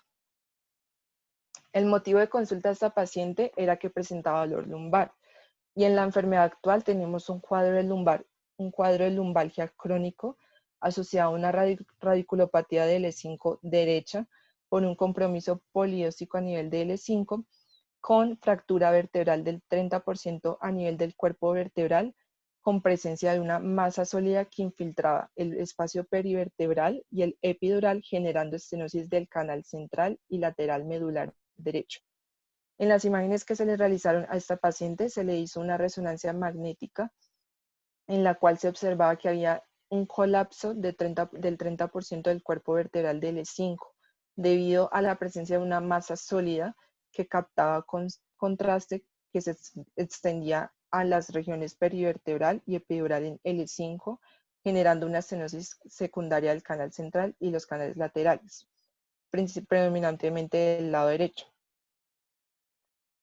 Cuando esta paciente fue sometida a cirugía, se tomó muestras para realizarle biopsia a esta lesión y lo que tenemos es que había un compromiso por una neoplasia de células de aspecto plasmocitoide, donde el inmunofenotipo de estas células, la inmunohistoquímica de estas células, era que había una reactividad fuerte y difusa de población de células neoplásicas que marcaban positivo para CD38 y CD138, que son marcadores que se presentan en las células plasmáticas clonales. Y otra importancia es que no expresaban CD19 y el CD19 es un clúster de diferenciación que se presentan en las células plasmáticas normales. Y además de esto tenía clonalidad para cadenas kappa, sin expresión de cadenas lambda y algunas que expresaban ciclina D1. En cuanto a los criterios CRAP, el calcio de esta paciente era de 10.6, lo tenemos ahí levemente aumentado, una creatinina en 1.36, una hemoglobina en 8.1 y en la parte del compromiso óseo se identificaron las lesiones líticas en el cráneo, el plasmocitoma que era la masa extraocular lumbar que les mencionaba anteriormente, el compromiso por una fractura patológica a nivel de L5 y el desarrollo de una radiculopatía por compresión debido a esa fractura. En el componente monoclonal tenemos que la paciente tenía una producción de cadenas livianas libres kappa de 918.77, que como pueden observar es mucho mayor al límite superior permitido, y la relación kappa lambda era de 128.5, que como vimos anteriormente, el valor aceptado como normal es de 0.26 a 1.65. También tenemos que la albúmina sérica era de 2.8 y en la electroforesis de proteínas se observó un pico monoclonal beta. En cuanto a la estratificación del riesgo, la medición de beta-2 microglobulina fue de 7 miligramos por mililitro y la deshidrogenasa láctica era mayor a 568 unidades por litro. Entonces, como conclusiones de este caso, podemos concluir que la paciente tenía un diagnóstico de mieloma múltiple clasificado dentro de la escala ISS revisada como un estadio 3, que era un mieloma múltiple secretor de cadenas livianas tipo CAP. Y ya eso era todo lo que teníamos preparado para el día de hoy. Estamos abiertos a las preguntas que ustedes tengan. Listo, muchísimas gracias a los expositores del día de hoy. No sé si el doctor Grajales quisiera hacer algún remarque respecto al tema del día.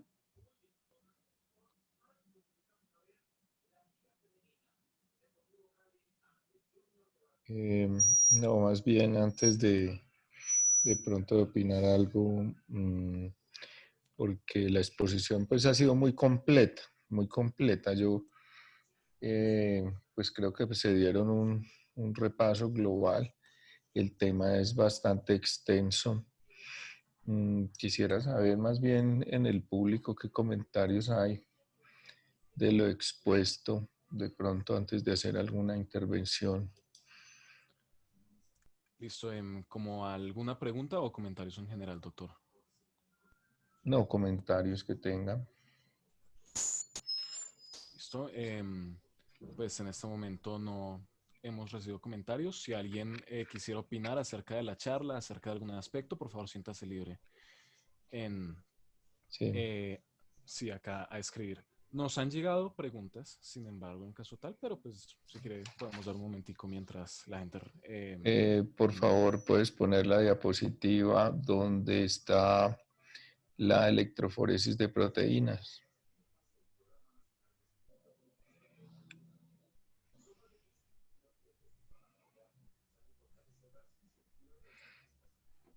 Ok, gracias. Bueno, ¿me escuchan bien? Sí, doctora, ahí se le escucha. Bueno, en primer lugar me quiero referir a esa imagen que tienen ahí al frente, que corresponde a una electroforesis de proteínas séricas. Este es un examen que se corre. Es un examen sencillo, pero a la vez muy informativo. Es un examen, podríamos decir que es burdo, pero a la vez podemos decir que es un examen muy informativo. Se refiere a que son proteínas séricas porque se toma la muestra en un tubo seco para permitir que se forme un coágulo y que todas las proteínas de la coagulación se vayan en el coágulo y el sobrenadante, es decir, el suero, es el que se corre aquí. Entonces, las proteínas que están ahí corren de acuerdo a su concentración y a su carga eléctrica. y vemos que hay una primera montaña alta de base angosta que corresponde a la albúmina.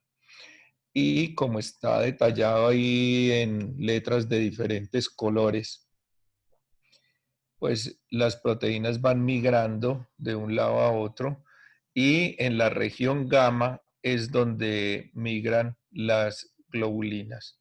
Si ustedes miran la relación entre la base de esa última colina o montaña baja, es una en la región gamma, que está ahí con la letra griega gamma, tiene una base muy ancha y tiene poca altura. No vi en la presentación que hubieran traído una electroforesis con un pico monoclonal, pero podemos considerar, por ejemplo, ahí lo que se observa en beta. En beta, en la letra beta, ven como una montaña un poco más alta. Eso, así, igualito, pero hacia la región gamma, correspondería a un pico monoclonal. Entonces, si este examen se le pide a una persona anciana, mm, a, a medida que aumenta la edad, aumenta la posibilidad de tener proteínas monoclonales, monoclonales. Bueno, dame un segundo, me voy a cambiar de audio porque este computador se me le está acabando la batería, pero dame un segundito que les voy a seguir conversando de esto mismo. Un segundo. Listo, doctor. Sí, señor.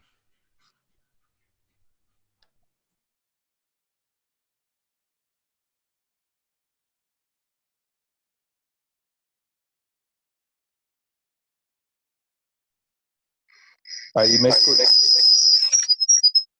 escuchan bien? Sí, doctor, ahí sí se le escucha. Bueno, entonces espero que me escuchen más o menos bien ahí, ¿sí? Quiero confirmar eso. Sí, señor. Sí, doctor. Ok. Bueno, entonces estaba diciendo que a medida que la población, que se pide este examen a población adulta, se van a encontrar anormalidades. Lo primero, antes de continuar, quiero decir lo siguiente. En esa diapositiva, en el lado izquierdo, se encuentra un listado de una gran cantidad de proteínas. Ahí dice alfa-1 antitripsina, ácido alfa-1 glicoproteínas, alfa-2 macroglobulina, etcétera, etcétera, etcétera. ¿Cierto?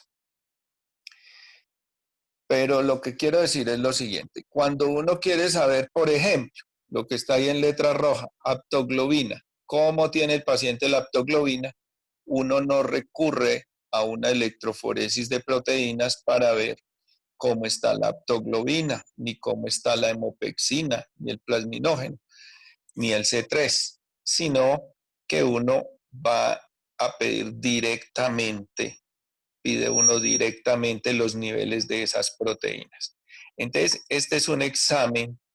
Lo que quiero decir es que la electroforesis de proteínas tiene unas indicaciones, es decir, a quién le pedimos el examen que tienen ustedes al frente, que se llama electroforesis de proteínas. Entonces, me permito o recomendar las indicaciones más comunes para solicitar este examen. La primera de ellas es la anemia en el paciente anciano. Cuando vean un viejito con anemia, le van a pedir una electroforesis de proteínas.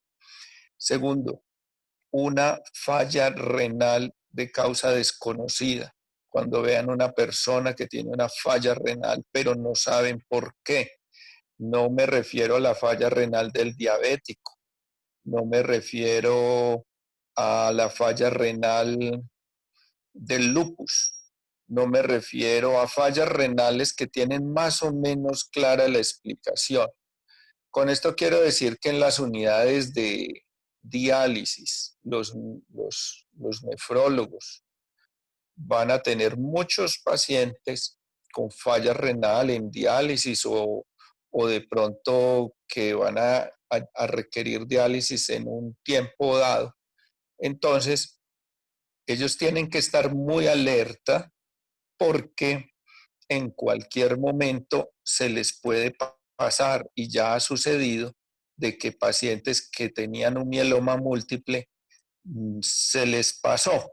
Estaban en falla renal, estaban en diálisis y no se habían percatado que lo que había detrás de eso era un mieloma. Entonces, ya he dicho dos: anemia del anciano, falla renal de causa inexplicada, hipercalcemia.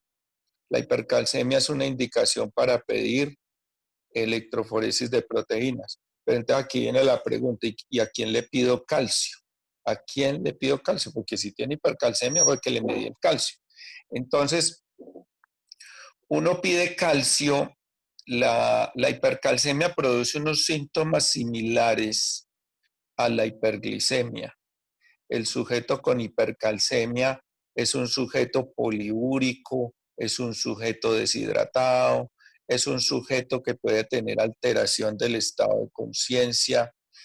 Entonces, cuando hay un sujeto, una persona que tiene como síntomas sistémicos y de deshidratación, pues o alteraciones también del estado mental, hay que pedirle calcio, ¿sí? Y si usted encuentra el calcio alto, tiene que obligatoriamente también pedir electroforesis de proteínas.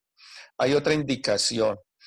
Hay una enfermedad muy común, y es muy común que con el aumento de la edad se presente, y se llama la osteoporosis. La osteoporosis es muy común a medida que se aumenta la edad, y sobre todo a medida que ya aparece la menopausia en la mujer. Pero ojo, no se le va a pedir electroforesis de proteínas a toda osteoporosis, porque entonces, no, pues toda la humanidad va a estar con osteoporosis, entonces toda la humanidad le vamos a pedir electroforesis de proteínas. No. Osteoporosis severa, desproporcionada. Ustedes ven que cuando se pide un estudio de densitometría ósea, le reportan el Z-score y le dicen en qué punto está. Osteoporosis en hombres, osteoporosis inexplicadas, osteoporosis muy severas. Cosa que se salga, o sea, fracturas patológicas también indican la solicitud de una electroforesis de proteínas. ¿Qué es una fractura patológica? Pues eso sí hace referencia a que el mecanismo por el cual se produjo la fractura no era suficiente. Es decir, si yo me estoy apoyando en la ventana, me estoy apoyando en el sofá, eso no es suficiente para que me parta un hueso. Si yo me estaba bajando del andén y me caí un poquito, pero el trauma no fue muy severo, eso no explica una fractura. Entonces, fracturas inexplicadas, que la fuerza fue mínima para el desarrollo de una fractura. Eso implica también el estudio de electroforesis de proteínas. Bueno, y también quiero mencionar esto último. A veces los pacientes consultan por fatiga, por cansancio extremo, por astenia, fatigabilidad, debilidad, ¿cómo les digo? Falta de fuerzas, no tengo alientos, no tengo ánimos, me siento debilitado. Es una sintomatología inespecífica. Eso implica la solicitud de una electroforesis de proteínas. Ustedes también nombraron, en el transcurso de la charla, el síndrome de hiperviscosidad. La viscosidad sanguínea depende de componentes celulares y de componentes proteicos de la sangre. Resulta que las globulinas, a medida que la célula plasmática va produciendo globulinas, esas proteínas se acumulan en la sangre y se aumenta la viscosidad. Entonces, la hiperviscosidad produce unos síntomas muy inespecíficos. Produce visión borrosa, fosfenos, produce acúfenos, tinnitus, produce mareo, produce depresión del estado de conciencia y produce unos síndromes hemorrágicos. Entonces, esa es la última que voy a mencionar, la última indicación para pedir electroforesis de proteínas. Y es esos moretones que aparecen de manera inexplicada. Aparecen moretones en el cuerpo, aparece epistaxis, gingivorragia, pero tiene las plaquetas normales, nunca tenía trastornos de coagulación y de pronto empieza a tener hemorragias inusuales. Eso significa que debo pedir una electroforesis de proteínas. Bueno, ahora, el asunto que pasa, les había dicho que a mayor edad, más probabilidad de que aparezcan proteínas monoclonales, gamopatías monoclonales sin ninguna alteración clínica. Esto, ¿cómo se llama? Cuando yo pido un examen y el resultado es anormal, si pido una electroforesis de proteínas y empieza el paciente a llegar con proteínas monoclonales, pero no tiene ningún síntoma, nada. Esa es la famosa gamopatía monoclonal de significado incierto. Si empiezan a pedir como locos a todo el mundo, a todo el que pasa, le piden electroforesis de proteínas, entonces van a empezar a sobrediagnosticar la gamopatía monoclonal de significado incierto. El 1% por año, el 1% por año de las personas con gamopatía monoclonal van a desarrollar mieloma múltiple. Y resulta que una persona a los 70 años con gamopatía monoclonal, pues claro que le va a evolucionar a mieloma múltiple, pero antes de que llegue a mieloma múltiple se ha muerto de otra cosa. Entonces, ahí enlazamos con la parte donde veían los factores de riesgo de que una gamopatía monoclonal evolucionara a mieloma múltiple.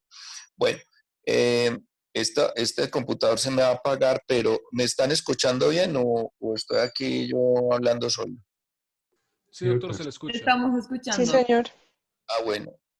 Me van a seguir escuchando, pero no me van a seguir viendo porque voy a cerrar el computador y voy a seguir con el celular, ¿correcto? Bueno. ¿Ahí me ven? Me oyen, perdón. ¿Me escuchan ahí? Sí, doctor. Sí, señor. Oiga, entre otras cosas, sí me pueden seguir viendo porque yo puedo poner la cámara del celular, ¿cierto? Entonces, esperen un segundito, a ver, yo miro cómo se pone esto. Aquí. Eso. Ahí volví, ¿cierto? Sí, doctor. Ok, bueno. Alguien que me diga en qué íbamos. Sí, doctor, estaba hablando de la gamapatía monoclonal de significado incierto y de no hacerle electroforesis de proteínas a todo el mundo porque la sobrediagnosticaba uno. Eso. Empiezan, entonces, si empezamos a pedir electroforesis de proteínas a todas las personas que van pasando de los 60 años, 70, 80, 90 años, con toda seguridad van a empezar a aparecer picos monoclonales, ¿cierto? Bueno, entonces queda claro más o menos comentado cuáles son las indicaciones para una electroforesis de proteínas. Ahora, quiero también mencionar, si puedes mostrar otra vez la foto de la electroforesis de proteínas, que ese es un examen burdo, grosero, tosco, grueso, inespecífico, pero muy importante. Mire, ese examen se hace con una batería de carro. Se pone el suero a correr de acuerdo a las proteínas, a su peso molecular, a su carga eléctrica y a su concentración, se va a formar esa gráfica. Y esto no tiene sino unas pocas interpretaciones, a diferencia de un electrocardiograma donde se pueden hacer grandes discusiones sobre el eje, sobre la frecuencia, sobre el QRS, sobre la onda T. En la electroforesis no. La electroforesis es un examen muy sencillo. Esa foto que está ahí es el patrón electroforético normal. Así es, un patrón electroforético normal. Cuando hay una proteína monoclonal, se observa una imagen como la que se ve justo encima de la letra beta, pero hacia la zona gamma y que sube en altura, a veces sobrepasando la altura de la albúmina, que es la que está en el lado izquierdo de la figura. Eso sería un patrón monoclonal. Y esa región gamma que ven ancha y de poca altura, a veces tiene menos altura que la que está ahí en la figura y sería una hipogamaglobulinemia, que es la que se observa o bien en mieloma múltiple por una cosa que se llama inmunoparesia o se encuentra en, ya defectos congénitos de la inmunidad, como en la inmunodeficiencia variable común. Bueno, otra cosa que me parece importante de lo que mencionaron es que, bueno, cuando uno encuentra anemia debe investigar su causa y detrás de eso puede ser un mieloma. Bien lo nombraron y pues simplemente acordarse que solo hay dos causas de anemia. La anemia se produce de acuerdo a su mecanismo por una disminución en la eritropoyesis o por un exceso en la destrucción de glóbulos rojos. Y tenemos que diferenciarla de manera muy sencilla con los reticulocitos, la lactato deshidrogenasa, las bilirrubinas y la aptoglobina. Y ahí sabemos cuál es el mecanismo que está detrás de la producción de anemia. Estas anemias son hiporregenerativas, son con reticulocitos bajos y sin evidencia de hemólisis. En toda anemia hay que pedir una creatinina porque la falla renal se acompaña de anemia, ¿cierto? Otro punto que quería mencionar es que el dolor lumbar es un motivo de consulta muy frecuente. El dolor lumbar en general en la consulta primaria, en primer nivel de atención, la mayoría de las personas que tienen dolor lumbar no tienen una etiología identificable y se resuelve en pocos días, ¿sí? Sin embargo, el dolor lumbar tiene unos signos de alarma que no pueden olvidar. Si una persona tiene un antecedente de cáncer, como la del caso clínico que mostraron ahí ya al final de la presentación, decía, era una mujer de 51 años que tenía un antecedente de un cáncer de cervix y consulta por dolor lumbar. El antecedente de cáncer en una persona con dolor lumbar es un signo de alarma, pero hay otros. Lo primero es que el dolor lumbar debe ser clasificado entre un dolor de tipo mecánico o un dolor de tipo inflamatorio. El dolor de tipo inflamatorio se distingue del dolor de tipo mecánico en que el reposo, cuando el paciente se queda en su cama a reposar para tratar de calmar el dolor, el reposo en cama no le calma el dolor y por el contrario se le intensifica. Ese es un dolor lumbar de tipo inflamatorio. Ese dolor hay que investigarlo. Mientras que una persona que tiene un dolor de tipo mecánico se recuesta, se queda quieto, deja de levantar objetos pesados y el dolor le va calmando, ¿sí? También el antecedente de trauma, el antecedente de cáncer, el antecedente de inmunosupresión, la presencia de fiebre son signos de alarma para el dolor lumbar. Entonces, no todo dolor lumbar, la gran mayoría, la inmensa mayoría de los pacientes de consulta primaria, de consulta ambulatoria, pero consulta ambulatoria no oncológica, es decir, consultas que, de las que se hacen en un puesto de salud, en una consulta externa o en el mismo servicio de urgencias de un hospital, pero un hospital no oncológico. Estos dolores lumbares son de tipo mecánico, pero pues si la consulta se hace en un instituto de referencia de cáncer, pues ya eso solo va a seleccionar la población y probablemente eso sea un signo de alarma. El mejor examen para ver columna es la resonancia nuclear magnética. Entonces, ante un dolor de tipo inflamatorio o ante un dolor lumbar, bien sea de tipo inflamatorio o un dolor lumbar con signos de alarma, hay que hacer una búsqueda de patología estructural y eventualmente solicitar una resonancia nuclear magnética. Las lesiones líticas se ven muy bien, muy fácilmente por estudios radiográficos, radiografía simple de cráneo, huesos planos y huesos largos. Esta es una enfermedad que se ubica sobre todo en el eje axial, o sea, vértebras. Recuerdan que la hematopoiesis se concentra en el adulto en lo que son vértebras, esternón, costillas, cráneo, pelvis. Y ahí mismo es donde se presenta el mieloma. El mieloma es una enfermedad del viejo. Casos, claro, por supuesto que ha habido pacientes muy jóvenes, hasta de 20 años, 20 y pico de años con mieloma, pero el mieloma no es una enfermedad de jóvenes. Dicen que las excepciones confirman las reglas, la norma, la regla. Entonces, esto es una enfermedad de viejos. Los viejos que consultan por dolor óseo, por dolor lumbar, por anemia, eventualmente por enfermedad renal, pueden tener esta enfermedad.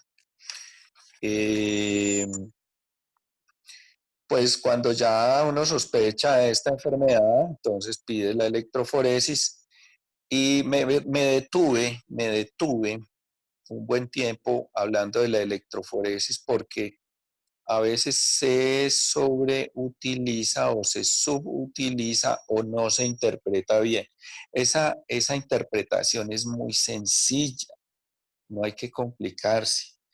Mejor dicho, ahí ya estuvo el curso de electroforesis de proteínas, a diferencia de lo que mencionaba de un curso de electrocardiograma. Esto es un examen de muy sencilla interpretación. De hecho, yo quería hacer un congreso de mieloma múltiple o de cualquier tema, pues, pero dentro de los cuales hubiera una charla que se llamara Interpretación de la electroforesis de proteínas, que podría ser, por decir algo, de 7 a 7:10, porque a las 7:11 ya no hay nada que decir, esto se explica en 10 minutos, en 5 minutos, se acabó la interpretación. Cuando esto es anormal, cuando la electroforesis es anormal, entonces se recurre a todo eso que mencionaron de ahí para adelante. La inmunofijación y la dosificación de cadenas livianas, libres, kappa y lambda. Bueno, las famosas proteínas de Bence-Jones en orina, esas famosas proteínas de Bence-Jones son cadenas livianas.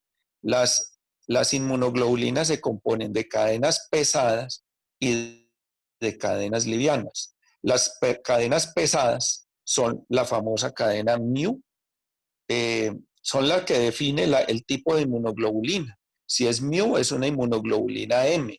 Si es gamma, es una inmunoglobulina G.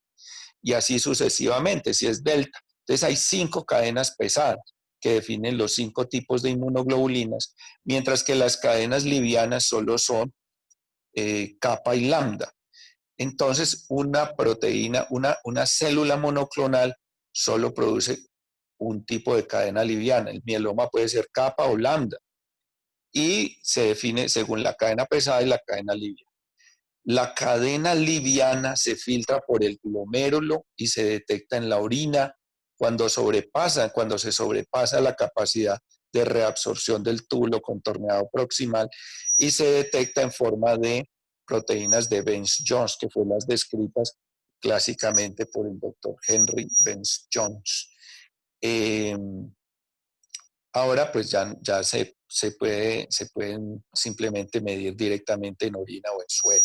Bueno, yo creo que no me voy a extender más, pero quería relatar estos aspectos que son pues hombre, muy prácticos, muy de la vida diaria.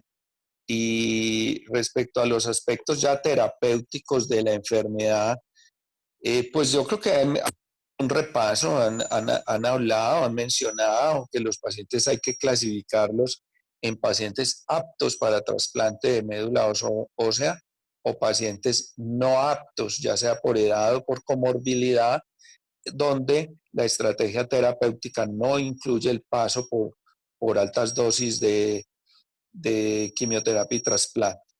Entonces, pero yo creo que más que hablar de la parte terapéutica, quería mencionar la sospecha. ¿En quién se sospecha mieloma? En fracturas patológicas, en anemias del anciano, en dolor lumbar con signos de alarma, en síndromes hemorrágicos, en fracturas patológicas, debilidad, anemia, bueno, y algunos otros que se me escapan. Normalmente no hay proteinuria en rango nefrótico, no la hay, a no ser que la proteína secretada se precipita en el glomérulo en forma de proteína amiloide. En ese caso, sí, el síndrome nefrótico, pero ya corresponde a una variante, la amiloidosis AL, la pudiéramos considerar como una variante del mieloma múltiple.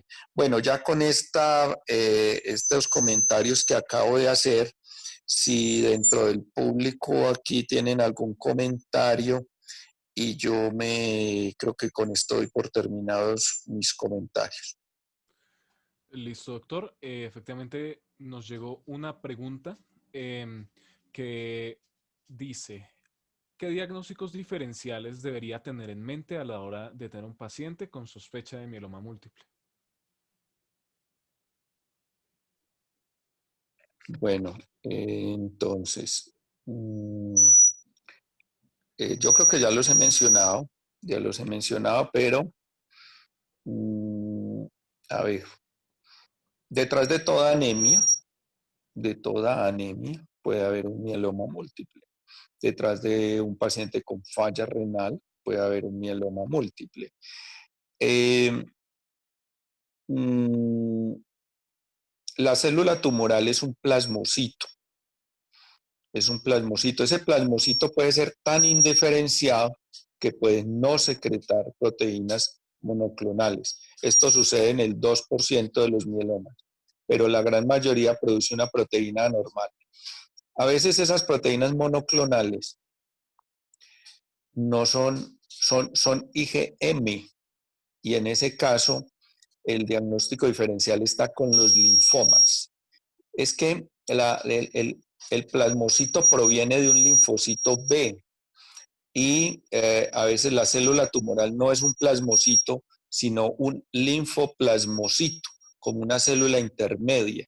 Y un linfoplasmocitario incluye el mieloma incluye la macroglobulinemia de Waldenström y un linfoma especial que se llama el linfoma no-Hodgkin de zona esplénico marginal, que también se acompaña de proteínas monoclonales. Y también la leucemia linfoide crónica que vimos en la anterior charla, donde las células pueden producir una proteína monoclonal. Entonces, el diagnóstico diferencial está dado por otras neoplasias de linfocitos B, productoras de proteínas monoclonales, o todos los linfomas en general, y en especial porque el mismo mieloma puede no secretar proteínas monoclonales en casos de que esa célula sea muy indiferenciada. Yo creo que son esos más todo lo mencionado, o sea, las situaciones. Mire, lesiones osteolíticas en una serie radiográfica no necesariamente es un mieloma. Pueden ser tumores sólidos metastásicos. También la histiocytosis produce unas lesiones en cráneo, en sacabocado, que en cierta medida se pueden parecer a las de mieloma, pero pues el cuadro clínico y el grupo etario es diferente. Pero me refiero a que las lesiones pueden ser similares. Células tumorales que afecten hueso pueden semejar al mieloma múltiple. Eso principalmente es. Listo, doctor. Hasta el momento no ha llegado ninguna otra pregunta adicional.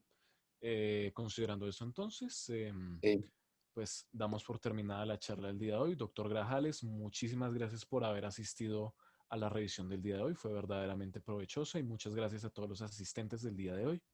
¿Será que nos pueden enviar las grabaciones de esta y de la charla pasada al correo o cómo hace uno para acceder?